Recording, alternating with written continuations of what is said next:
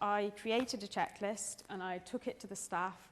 The staff reviewed it because this is going to be at the patient's bedside. There were confidentiality issues. We had to be careful about what information was going to be visible at the patient's bedside.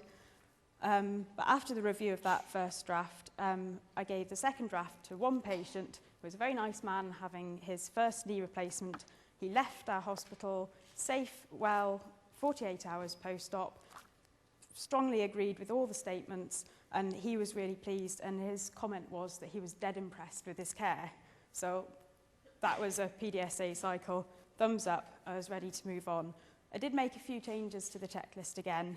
We did that with 3 patients, and they were 2 knees and a hip replacement who all went home 3 days after surgery. So although there's lots going on in the ward with enhanced recovery, it was useful to know that by saying to a patient, this is when we expect you to go home, these are the goals we want you to meet, is there anything else you need to achieve?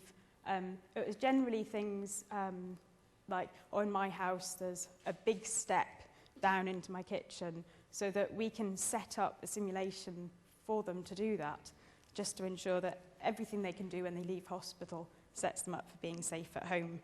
So I completed it, did a 5th draft, which everyone was happy with.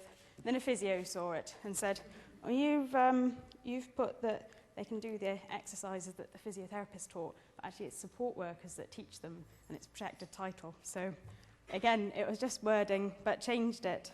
And now we've got this nice little document which is implemented on Ward 16 for all our patients.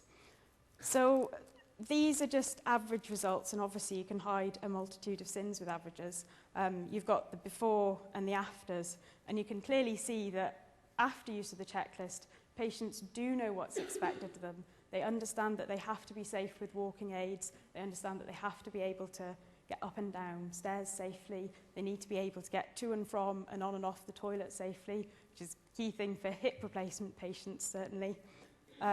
So it was really good to see that the checklist had made a difference.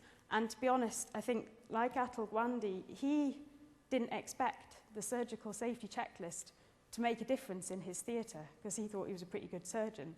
And he is, but it did make a difference. So it's acknowledging that a small thing can make a big difference.